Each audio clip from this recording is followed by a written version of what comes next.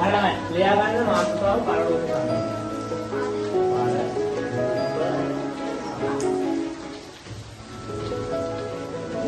පරරූප සංකේත. පරරූප සංකේත. පරරූප සංකේත. මේ අහන්නේ සංකේත වල පද දෙකයි. එතකොට පූර්ණ රූපයේ පුතේ තියෙන්නේ මෙතන. පරරූපයේ තියෙන්නේ මෙතන. හරිද? මෙන්න මේකට අපි කියනවා පරරූපය. පරරූපය නැත්නම් පරපදය කියලා කියනවා. එතකොට මෙන්න මේක මෙන්න මෙතනට ගෙනෙන සංකේත අපි කියනවා මොකක්ද කියලාද? පරරූප. පරරූප සංකේත.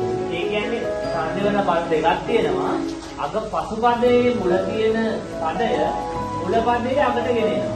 මෙතන අපි මොකක්ද කියන්නේ? මුල පදයේ අග. මුල පදයේ අගට ගෙනෙන සංකේත අපි කියනවා මොකක්ද කියලාද?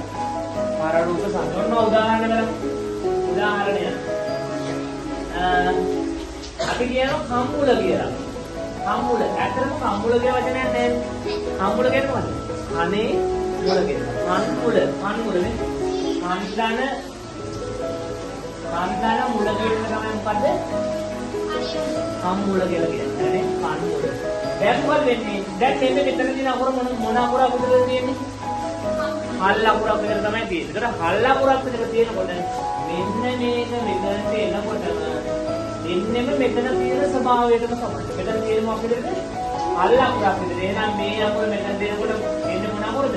හල් මොනවාද? අනේ කම්මුල කියන වචනේ හැදෙන්නේ ඔන්න ඔහොම තමයි. නැතනේ?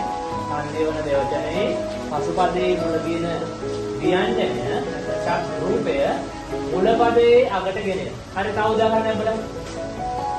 අපි කියනවා බලන්න. ලිග්ගල. ඔයාලා කියවලා තියෙන ලිග්ගල තියෙනවනේ.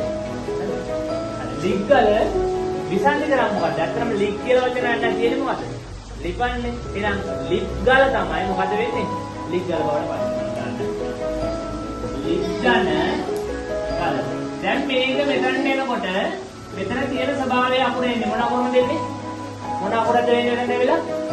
හල් ගයන්න බවට පත් වෙනවා. එහෙනම් ලිග්ගල බවට පත් වෙනවා. ලිග්ගල. පැහැදිලිද? ඔන්න ඔහොම තමයි පරරූප සංකේත වෙන්නේ.